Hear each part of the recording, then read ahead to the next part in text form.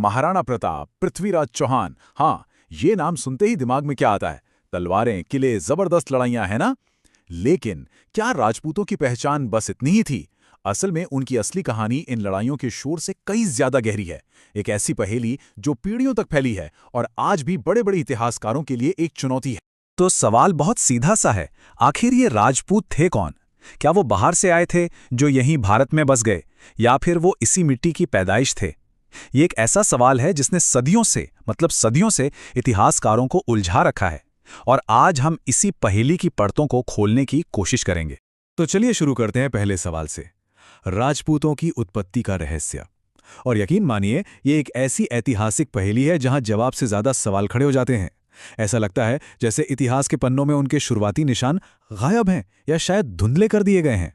अब देखिए, इस पूरे रहस्य की जड़ ना एक शब्द में छिपी है, राजपूत। जरा सोचिए, भारत के इतने बड़े बड़े साम्राज्य हुए, मौर्य, गुप्त या फिर हमारे वेद जैसे पुराने ग्रंथ, कहीं भी ये शब्द मिलता ही नहीं है।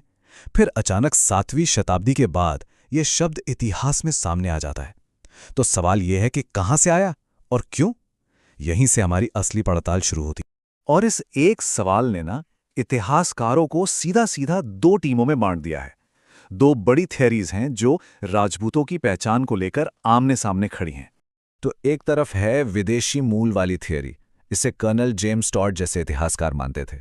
उनका कहना था कि राजपूत असल में शक और हूण जैसे कबीलों के वंशज थे, जो सेंट्रल एशिया से भारत आए और धीरे धीरे यहीं की संस्कृति में रच बस गए। फिर आती है दूसरी साइड, भारतीय मूल वाली थियरी। इसमें डॉक्टर आर.सी. मजूमदार जैसे बड़े स्कॉलर्स का मानना है कि राजपूत कहीं बाहर से नहीं आए, वो यहीं के पुराने क्षत्रिय और ब्राह्मण वंशों से निकले थे। और जो शब्द है राजपुत्र, मतलब राजा का बेटा, वही धीरे धीरे बदलकर राजपूत हो गया।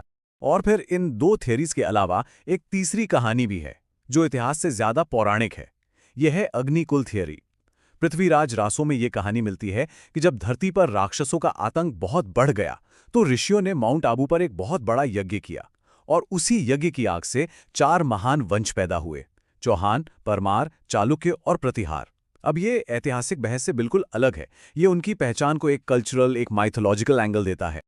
अच्छा, तो अब इन ओरिजिन की बहसों से निकलते हैं और सीधा चलते हैं उस मैदान में जहां राजपूतों की असली पहचान बनी, युद्ध भूमि। यहां कोई थ्योरी नहीं है, यहां सिर्फ फौलादी इरादों और हिम्मत की सच्ची कहानियां हैं।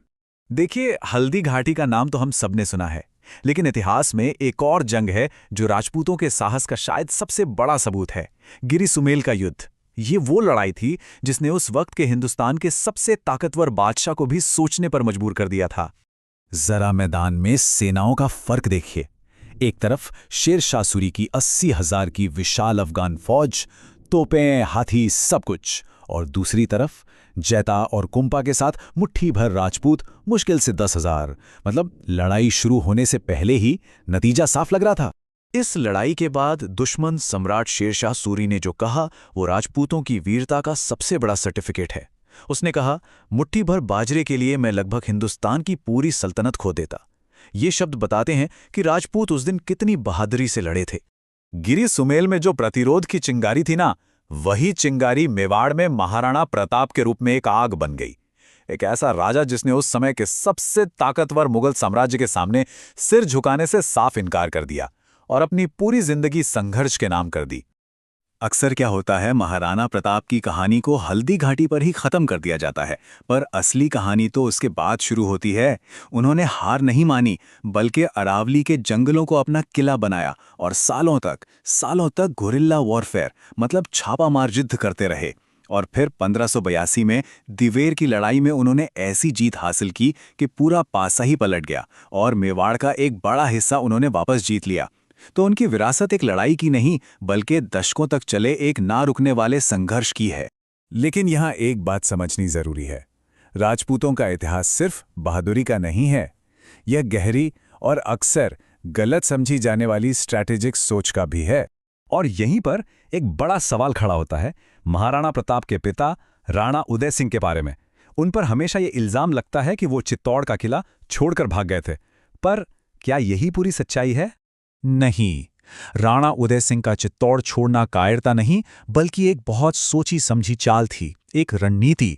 उन्होंने ये समझा कि एक हारी हुई लड़ाई में किले के साथ अपने लोगों और पूरे वंश को खत्म करवा देने से कहीं बेहतर है कि पीछे हटकर संघर्ष को जिंदा रखा जाए।